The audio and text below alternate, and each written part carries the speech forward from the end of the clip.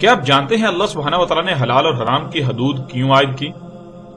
اسے جاننے کے لیے سب سے پہلے یہ جان لیں کہ حلال اور حرام کے معنی کیا ہیں۔ حلال کہتے ہیں وہ شے جس کے استعمال کی اجازت دی گئی، اور حرام کہتے ہیں جس کے استعمال کی اجازت نہیں دی گئی۔ اس کائنات میں دو طرح کی اشیاء ہیں، ایک وہ جن کے استعمال کی اجازت دی گئی اور دوسری وہ جن کے استعمال کی اجازت نہیں دی گئی۔ اب سوال یہ پیدا ہوتا ہے کہ آخر ایسا کیوں؟ تو ناظرین، اس سوال کا جواب آپ کے لیے واضح کیے دیتے ہیں۔ مثلا ہر اس جاندار کو حرام قرار دیا گیا جس کے دانت نوکیلے ہوں، جو چیر پھاڑ کر کھاتا ہے، جو دھاڑتا ہے، چیختا چلاتا ہے، جو نوچتا ہے، یا جس کے پنجے وغیرہ ہوں جن سے وہ نوچ کر کھاتا ہے۔ ان کے برعکس گائے، بکری، بھینس وغیرہ کو حلال قرار دیا گیا۔ یہ دونوں اقسام کے جانور بالکل متضاد خصوصیات و خصلتوں کے مالک ہیں۔ مثلا پہلی قسم کے جانداروں میں کتا، شیر، چیتا، بلی وغیرہ سمیت مختلف چیرنے، پھاڑنے، نوچنے، داڑنے اور چیخنے چلانے والے جانور ہیں، اور دوسری اقسام ان جانوروں کی ہے جن میں ادب ہے، عاجزی ہے، انکساری ہے، مالک سے وفاداری کا مادہ ہے۔ پہلی اقسام کے جانوروں میں سے اگر آپ نے کوئی پالا ہوا ہو اور وہ بھوکا ہو، آپ اسے کھانے کو نہ دیں تو وہ مالک سے بغاوت پر اتر آئے گا، یہاں تک کہ مالک کو ہی چیر پھاڑ ڈالے گا۔ لیکن دوسری اقسام کے جانوروں میں بغاوت کا کوئی عنصر نہیں ہے، بھوکے ہوں تب بھی مالک کے وفادار، مالک ظلم و جبر کرے آنسو بہا لیں گے لیکن بغاوت نہیں کریں گے، پھر بھی مالک کے وفادار ہی رہیں گے۔ ناظرین، اگر آپ نے تھوڑا سا بھی غور کیا ہوگا تو آپ یہ بات جان چکے ہوں گے کہ خالق کل نے ایک اقسام کو کیوں حرام اور دوسری کو کیوں حلال قرار دیا۔ اس لیے کہ جو آپ کھائیں گے وہی آپ بن جائیں گے۔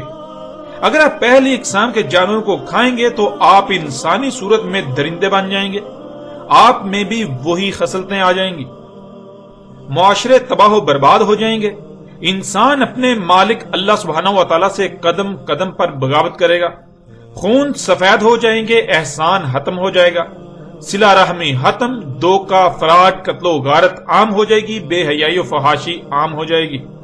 انسانوں کے روپ میں کائنات کی سب سے بدترین مخلوق کا منتشر مجمع وجود میں آ جائے گا۔ جنگلوں بیابانوں میں تو تحفظ کا احساس ہوگا، مگر ایسے انسانی معاشرے میں تحفظ کا تصور تک ناپید ہو جائے گا۔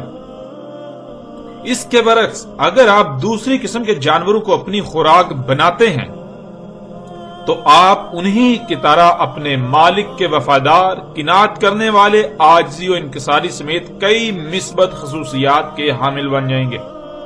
ایک دوسرے کا احساس ہوگا، دوسروں کے درد کو اپنا درد سمجھیں گے، کسی کو بھی دھوکہ دینے یا کسی قسم کا نقصان پہنچانے سے پہلے اپنے گریبان میں جان کر کئی بار اس بات کو سوچیں گے کہ اگر یہی آپ کے ساتھ ہو تو آپ کو کیسا لگے گا، آپ پر کیا گزرے گی۔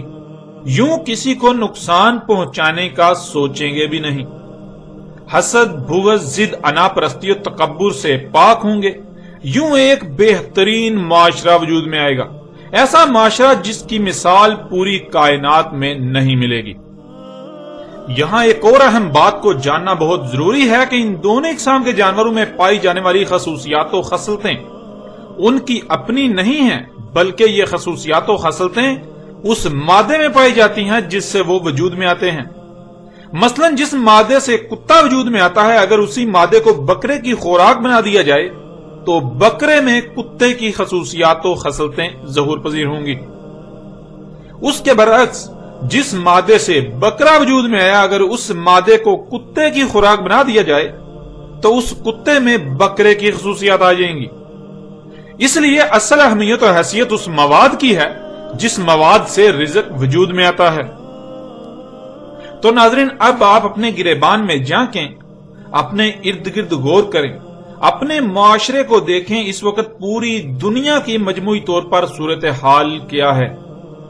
حقیقت آپ کے سامنے ہے، اور اس کی اصل وجہ وہ خوراک ہے جو آج پوری دنیا میں کھائی جا رہی ہے۔ کیونکہ ناظرین آپ وہ ہیں جو آپ کھاتے ہیں، آپ جو کھائیں گے وہی آپ بن جائیں گے۔ تو ناظرین اپنی اور اپنے عزیزوں کی اصلاح کے لیے قدم اٹھائیے، خوراک پر توجہ دیجیے اس سے پہلے کہ وقت ہاتھ سے نکل جائے۔ اور آخر میں آپ سے درخواست ہے کہ اپنا فرض سمجھتے ہوئے اس پیغام کو زیادہ سے زیادہ انسانوں تک پہنچا کر محسنین میں شامل ہو جائیں۔ آپ کا ایک کلک نہ جانے کتنی انسانیت اور آپ کی اپنی فلاح کا سبب بن سکتا ہے، لہٰذا دیر مت کیجیے اور زیادہ سے زیادہ شیئر کیجیے۔ اور اگر آپ نے ہمارا یوٹیوب چینل ابھی تک سبسکرائب نہیں کیا تو آپ سے درخواست ہے کہ اسے بھی ضرور سبسکرائب کیجیے۔